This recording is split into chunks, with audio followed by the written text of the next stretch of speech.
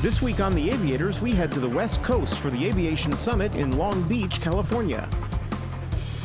While we're there, Curtis visits with the men and women of the LAPD's Aerial Support Unit.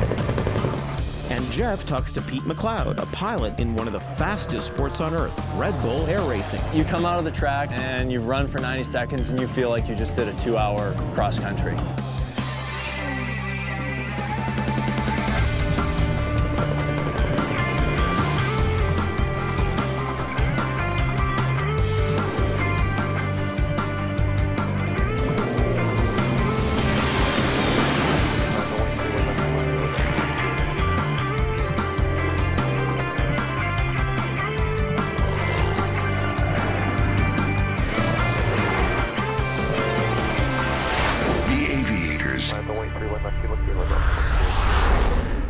The Aviators is made possible by Xeon's PCAS XRX, the first ever portable collision avoidance system with direction.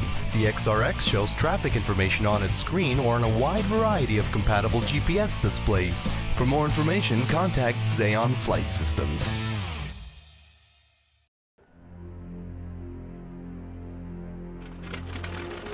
As monumental as man finally thrusting himself into the air at the turn of the 20th century was, it didn't take long before simply flying wasn't good enough. Sometime within the first decade of powered flight, one pilot turned to another pilot and said, "I bet my plane can fly faster than yours." And with that, air racing was born. Speed fans, 100,000 of them, see the start of the Thompson Trophy race. Climax of speed at the National Air Races, Cleveland. 8 of the swiftest flyers roar through the air.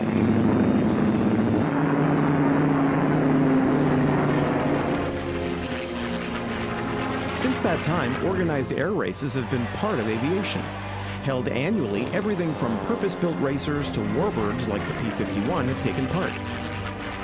But in 2003, Red Bull introduced the world to a whole new form of air racing.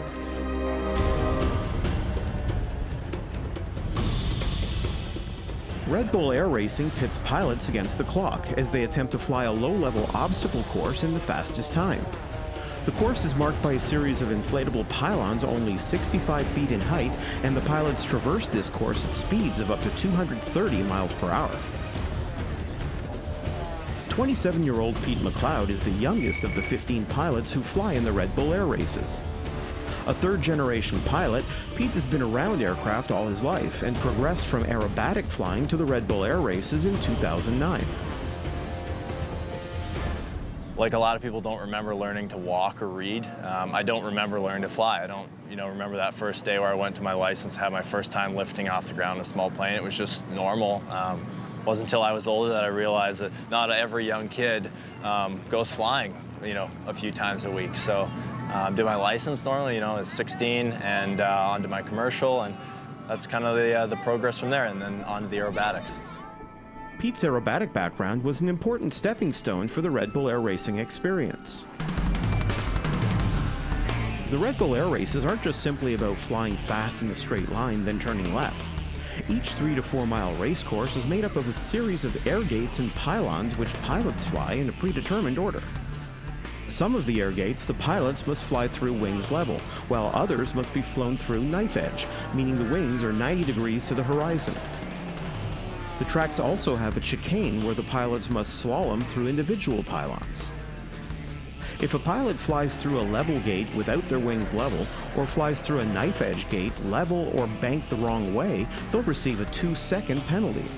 If they hit a gate or pylon, it's a 6-second penalty. This may not sound like much, but a few seconds is huge when most races are decided by 1/100th of a second, and flying the course only takes 60 to 90 seconds. You come out of the track and you run for 90 seconds and you feel like you just did a 2-hour cross country.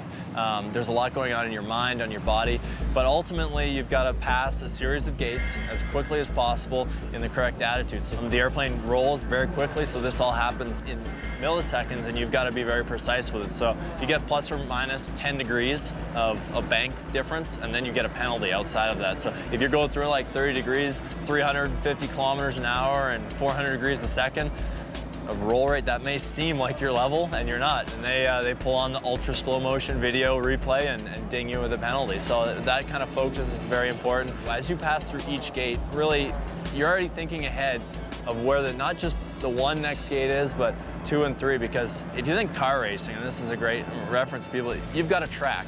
You're stuck on that 20-foot wide piece of asphalt as you go around the corner. You can only take that. You can take it on the inside or outside, but that's the track that takes you around. We don't have that. We have a gate and a gate, and it's up to you to make that track in between. So you've got to find that fastest line. If you're off of the fastest line, it's costing you time. And it's not only the direct line between point A to point B, because what's after, say, the second gate that you're thinking of may be something that changes your line coming into the first gate, for example. So it's that big game, and it's about having those lines envisioned. There's a lot of details going on. They're coming at you, just boom, boom, boom, boom, boom.